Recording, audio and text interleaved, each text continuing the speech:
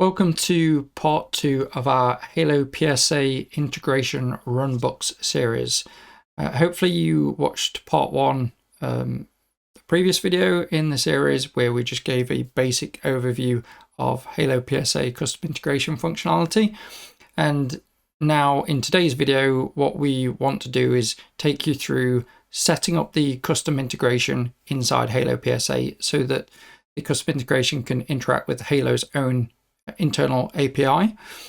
Then we want to take a look at some methods. So what are the API calls that we can do within Halo once we've got the integration configured? And then finally, we're going to take a look at some output variables and how we can capture the response from one of our API calls and do something with the data that we've received back. So that's what we've got for this video. So we'll still keep this fairly short and snappy so that we can focus on bit by bit developing your skills within custom integrations. So let me just share my screen, and this is our trial instance that we've spun up, and I'm just going to take you through some of the basic configuration. Now, the first thing we're going to do, I'm going to kind of show you to the steps that you get and then what we would need to do. So when we go to configuration, and you can search for custom integrations or custom integrations. On the screen, we mentioned it in the last video, but you've got your options here to create a custom integration. Now, I also touched on in the last video this own pre-set up configuration, but it doesn't actually help us too much. I don't really see why it's even there. So we're just going to create one from scratch anyway in here. Now, one of the things that we will need to do ahead of creating our integration, or what I feel is best practice, is if we create an agent account that is going to be used for our API calls in our custom integration. So firstly, I'm going to create a new tab and go into our agent configuration. And in agent, I'm just going to create a new agent. I'm going to call this automation. And we don't need an email address. We are going to give it a role of administrator, and we'll touch on this in a moment. But administrator will have full access to all tickets and everything. And the account's active, but we're going to make it an API only agent. So it won't use a license in your HaloPSA instance if you've got an API only agent. And then I'm just going to give it no default team. That's a required field. Work hours seems to be a required field. We'll put 24 hours. Our automations can work at any time. And that should be that. So if we save that agent, now the reason for that is that we will also have to go in and we're going to have to create go into the integrations options in configuration and go to HaloPSA API. We will need to create an application that's going to allow our Runbooks our custom integration to communicate with the Halo API. So to do that, we need to go into the HaloPSA API, and there's a couple of bits of information here that's useful for us to note later, but we're going to come back to this. And then we're going to click on View Applications. These are the default applications that exist in Halo to start with. We're not going to touch any of those, and we're going to create a new application. Now, we're going to need to give it a name. I'm going to call this HaloPSA Custom Integrations. Basically, this is just something to identify what application we're referring to here. And if you were going to use any other applications to communicate with the API, you'd generally name it the application that's communicating in. This is going to be active. We're going to use client ID and secret for authentication. And we've got the login type of agent. And we are going to, this is where the prerequisite of creating the automation is useful. We can obviously just give it any agent access, but it will impersonate the permissions of whichever agent that we select here. So it's going to act on behalf of this agent. So we're going to use our automation agent that we created in the previous step. We're just going to drop over to permissions a moment. There's a big list of permissions here. So generally, if you press all, it will advise that it shouldn't be used in a production environment as it exposes administration level access, which is true. Sometimes you will need that depending on what you're doing with your integrations though. For the purpose of our demonstration, I'm just going to select I'm going to select all standard and all teams. So this all standard should, I think, yeah, we'll try that. So all standard and all teams, which should give access. Actually, I'm going to try it with all teams. I don't think we need both. It gives access to all teams regardless of agent's permissions. So it doesn't matter which team that agent is in, the automation agent, it should have access to all teams tickets according to this, but we'll see if we hit any issues. You can see that we've got some additional permissions that we can specify here as well. If we go back to the details tab, we've got the client ID and secret. You see there's a client ID here and there is a client secret already there. We're going to copy the client secret. We're going to need that. I'm not going to copy the client ID yet because what you'll notice is when we hit the save button, it did actually change the client ID to something else. So it's not worth copying that at that point anyway. And then we are going to head over to our custom integrations tab. And we're going to create a new custom integration. We will call this HaloAPI or something like that. It's going to basically be communicating with Halo's API with this particular custom integration. We're not going to use a system integration for this. We're going to build it from scratch.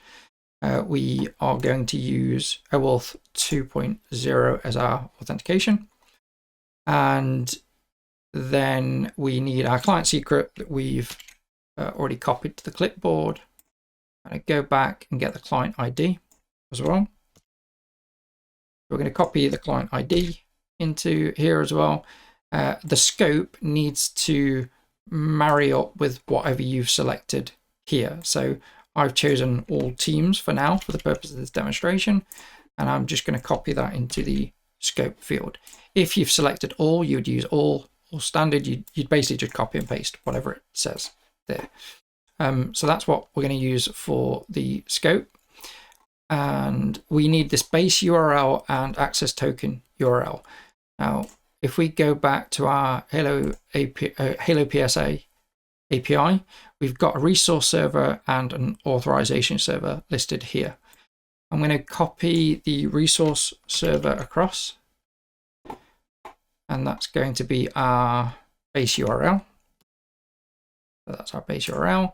And then we've got the authorization server here, which I am going to copy across and paste into our access token URL. Now, for this, we do need to finish by doing auth/token question mark tenant equals, and take our tenant information from here, and we'll just pop that into there. Now that should be everything. So we're going to save that, and now this is our connection to the Halo API. Effectively, this allows us to authenticate against the Halo API. Our next step is to configure and test a method. So what API call are we going to do with this now? So we are going to create a new method, and I'm just going to call this get tickets. And we've already got the base URL filled in. It's already selected the Halo API integration because we came at it from that custom integration. We're going to do a very simple get, and that will be get tickets. And hopefully, no, 403 is an access denied. So when we did our permissions earlier,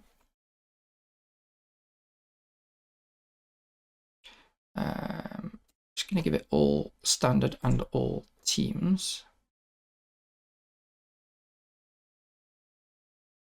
And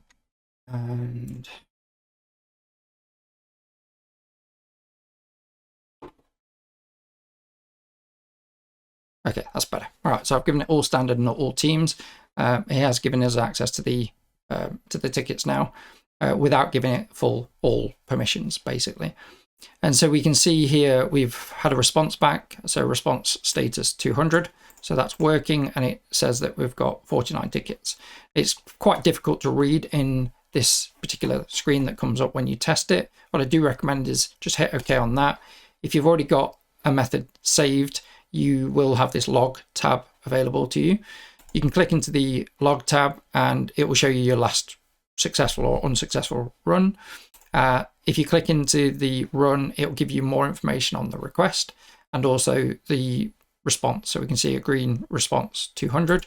If we click in there, we've got record count 49 and we have a list of tickets. It's just a bit easier to read from this perspective. Now, that's given us a list of tickets, which is great, and we could obviously filter that down. We could look for something in terms of tickets, but quite often what we're trying to do when we're doing Runbooks is we're looking at ticket data. So we might be pulling ticket information and using that for something else. Now, one thing to note on this is for the purpose of this demonstration, I'm doing something that you may not necessarily need to do within a Runbook, because there are some baked in variables that you can see down the right side called ticket variables, and these have a lot of the standard kind of fields that you would expect to use within a ticket is all visible here. So sometimes you might not necessarily need to do an output variable from a ticket and go and fetch the information, because you may already have that information available in your Runbooks. But for the purpose of demonstrating how we go about this, then I will show you how we can query a ticket by ticket number and then get a response back from that ticket, and then how we can use that response to create output variables that we could use in other stages in a Runbook. So with this tickets endpoint, we can just we can look for a ticket, a specific ticket on this. Let's just drill back into our response here for a second. So if we just take the first one on the list, for example, we can see ticket ID 2814, which exists, which is this migration ticket here that we can see for Mario and Luigi's Pizza Place. So what I'm going to do is I'm going to look for 2814. I'm going to hard code this in for now. Click the edit button to get this back on. So 2814 is the ticket number. I'm going to hit test. Now what should happen is we get a status 200. We get a response body that specifies ticket number or ticket ID 2814. Again, as I said, pretty hard to see it. It's not very well formatted in here. If we just refresh our log, we can see the last run that we've done. If we drill into there, then we can get the response, and it's just a bit easier to visualize and to see. With that said, generally what we do with these responses when we start to look at how we get output variables is that I would generally take this information. I would basically copy all of this information out. Okay. Nope, lost it. Try that again. So I would copy all of this information out. It's usually quite a lot of information. And if you take the entire JSON response that we get there, and just bear with me a second, and then if you basically go on to Google and search for JSON viewer, I'm actually using Bing in all fairness, but if you go to JSON viewer, the top result will take you to this JSON viewer.stack.hu. And this allows you to paste in the JSON that you've received. And if it's not formatted, you can format it, as it's already quite well formatted. But the benefit of using this is that we can click on the viewer tab, and it creates a much easier kind of structure for you to understand in terms of the response and what properties are sat under which properties, basically. So we can see that in our response, we've got ID for the ticket 2814. We've got the summary here and the details, the current status ID etc. But you can also at a glance see where a property is sat within another property. So we've got under priority, we have priority SLA ID, etc. And you'll see that from the squiggly brackets. And you'll also see square brackets, which indicate arrays within the response. That hasn't actually got any in it. Viewers, you can see under the viewers array, this is an array, and we can see that there's one entry. The arrays always start at 0 in terms of numbering, but we can see there's one entry, ID 0, and then the properties that sit within that array. There could be some with multiple. There we go. We've got to-do lists, and we've got multiple responses, multiple items within that array. So this is important to understand because we will need to drill in to what the data is that you're trying to recover or trying to pull into an output variable from the response you've got, and viewing it in this way just makes it so much easier for the next step that we're going to do. So if we come back to our output, we've grabbed that response. We want to build an output variable now based on some information that we've pulled from the ticket. And that's where we're going to jump to our JSON viewer.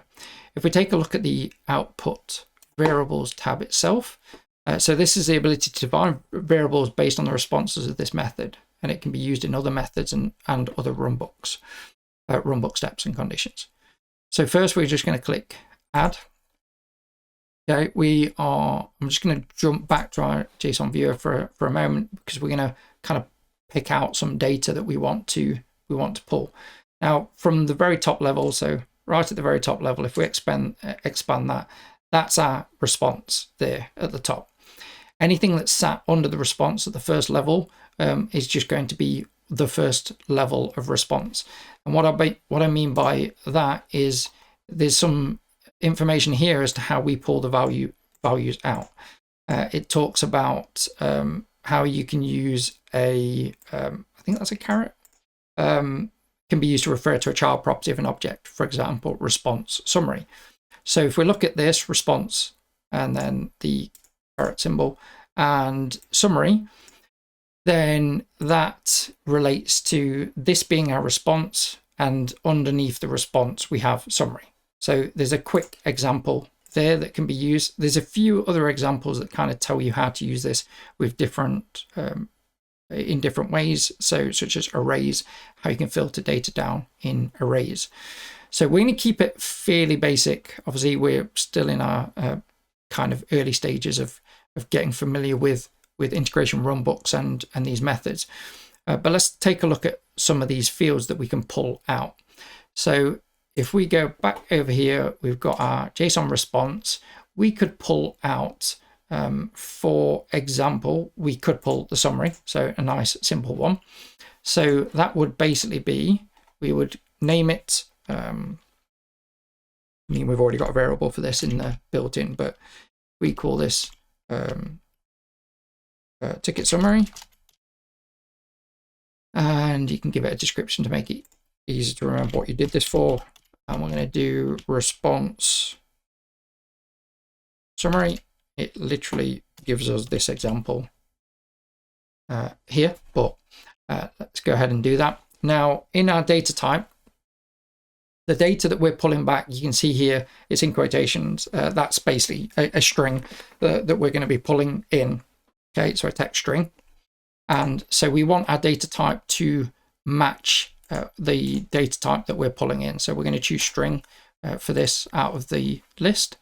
There is also, it talks about an exclamation point, in terms of an exclamation point removes the quotation marks from the end of the from the string itself. So use an exclamation point at the end of a value to remove the quotations characters from the start and end of a value. Now I tend to do that because it cleans it up, and then we can add quotation marks later on if we want to. If you don't do that and then there's quotation marks on whatever you're using later on, you end up with double quotation marks. So I tend to want to use that every time I'm using a string. There is an ability to do value mappings as well, but we're going to skip by that for now. It's not important for now. We save that. That's our first output variable that we will be looking to capture. But let's go a step beyond that. If we jump back into our JSON viewer, and let's say we go down to a second level. So we could use priority, for example, because you can see we've got priority as another property within the response. It takes us to another level, and then we can pull some information out from priority. So we might want to get the priority name, for example, from this ticket. It's going to be another string, but if we go back to Halo and we add another output variable, this is going to be a string, and this is going to be ticket priority. We'll just call this, and what we need to do here is do response and the caret symbol, and the next level is priority, so we need priority. I think case matters in this, but we've got lowercase priority. And the final piece is to then go within that, what are we looking for? And we are looking for the name field. So that's how we do that. I'm also going to put an exclamation point at the end, again, to get rid of the quotation marks. And that should be the ticket priority. And we're just going to check our work at this point. So I'm going to hit save, and it doesn't like me using ticket summary. That's because we've already got a ticket summary. I'm just going to put underscore in there. Change that as well, just keep it the same. Okay. And let's just test this. Now, when we do a test, we will get the response as we normally do with the full response body. But when you click test, you'll also get any output variables will be displayed at the top. So this is really useful for diagnosing, have you done everything correctly to set up your output variables in the first place. In our case, that we can see our ticket summary has got the correct summary, and we can see that our ticket priority has pulled through high, which is the correct ticket priority. So far, so good. That should all hopefully be making sense at this point. One thing to note is if you do click OK on this, and we go back to the log, which we talked about earlier, and you click on the latest log and the response, you won't see the output variables in here at all. So if you're testing output variables, you need to have a look at it when you press the test button and when it comes up from there. So just one thing to note. So we've got a couple there of output variables, fairly simple ones at the moment. Let's just do one more, and just so that we can go as far as get into the arrays for pulling arrays in from output variables. So if we go back into our JSON viewer, and we'll find something where we've got, so let's use the to-do list as an example. So we've got this to-do list. We can see that this is an array by the fact that it's got the square brackets around it, and you can see that there are three to-do list items in this particular ticket that we've picked at random. Now it could be that we want to get the text from the to-do list, but maybe we only want to get the first item off the to-do list. So there is a couple of things to note on this when it comes to handling arrays with output variables. Is we could do a very basic level, grab a specific array number, and that's what we'll do first, just to show you how that works. But you can see the array ID or the array number that we've got here, so 0, 1, and 2. The first one in the array is always 0, so we can see this is going to be 0, and we know that it's to-do list under the response, so to-do underscore list. We're going to go back to Halo. We're back in output variables, and we are going to call this, we'll call this tickets to do item. And this is, we are going to pull the text again, so that will be a string. And if we go in and choose string. And for this, we're going to want to use a response. And we're going to run response and then to do underscore list, because that's our next level. And here you can see that because this is an array, we can tell that it's an array from the square brackets, as I said. Because it's an array, you can see some information here, again, as to how to use that. We can simply open the square brackets, put 0, which will basically pull to this level. So this is then going to do list 0. Now we can pull the property from within that that first array item. So we want text from that. So again, you've got examples here as to how you could use that. And a good example here. So we're then going to say text, and I'm going to put exclamation point again. Good measure. I'm going to hit save on that. I'm going to save that, and I'm going to test.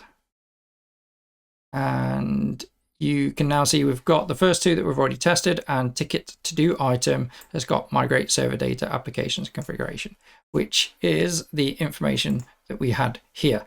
Now, the final thing I'm going to leave you with in terms of arrays, there are more advanced configurations that we can use with output variables that we'll move on to in later videos. But the final thing I'm going to leave you with is that we just pulled that by saying that we wanted the first array item by using 0. We can also filter that down. So if we go back in, we can look for something specifically within the array. Instead of using 0, we can look to say that actually we know that it's ID 2 that we're interested in. This isn't the best example with to-do lists, but there would be other cases where you'd look custom fields, for example. So we might go, we know that it's ID 2 or ID 3 that we want. Let's go with ID 3. So we want ID 3. We want to pull this text. We don't know where it's going to sit in the array, but we know that it's going to be ID 3. So what we can do is we can specify in here that we are looking for ID equals 3. Okay, so ID equals 3, and then we still want to pull the text information. So if we save that, we don't actually need to save each time, I don't believe. We hit test, and we've now got verified data integrity and application functionality after migration, which is this option here, which was ID 3. So you can use that as a way of filtering into an array, finding a property within the array itself and matching against that to pull another property from that array. So that's how output variables work. So we've now covered creating the HaloAPI integration.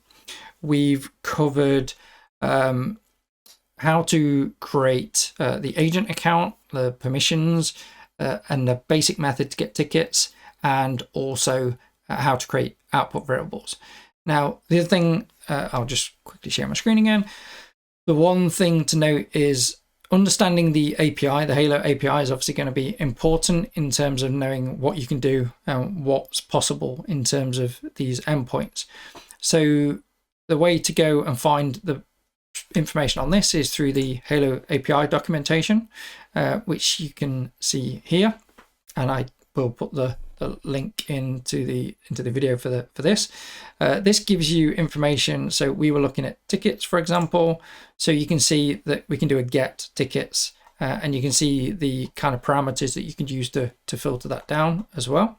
So it provides information. It also, we've used tickets and ID to get a specific ticket from Halo. You can also post 2 tickets, so that adds or updates 1 or more tickets. So this gives you, and you can also delete tickets as well using the API. So this gives you an idea of how to use the API within Halo to a basic level. There is also a Swagger documentation. You can see there's a link at the bottom of this for the Swagger. This gives you the ability to to see a bit more in terms of what endpoints there are. You can also test them using this as well to try and simulate some of these API calls within the Swagger. So that can be useful. But on the next video, or maybe the one after that, we will start talking about how we can use the Halo's GUI and actually interact with Halo in real time to get information about what the APIs are doing. Halo is pretty much entirely built through API calls anyway, so every time you interact with the front end, the APIs are pretty visible in the developer tools in the browser. So we will use a video to show you how exactly you can do that, so you can really narrow down exactly what you're doing and what you want to automate in terms of those steps. But hopefully that has been a useful quick run through of integration runbooks, custom integrations and methods, and getting familiar with how to extract output variables. Go on to the next video, and we're going to drill into a bit more about that, and as I say, how to interrogate Halo to get information about what API calls it's doing while you're using it on a day-to-day basis. And then we'll look to move on to building an integration runbook where we pass information from one step to another. Hopefully that's useful. Carry on to the next video. I am going to be doing this as an entire series, so I would appreciate if you can subscribe to the channel as well to keep updated every time I release one of these videos. Thank you, and I'll see you in the next one.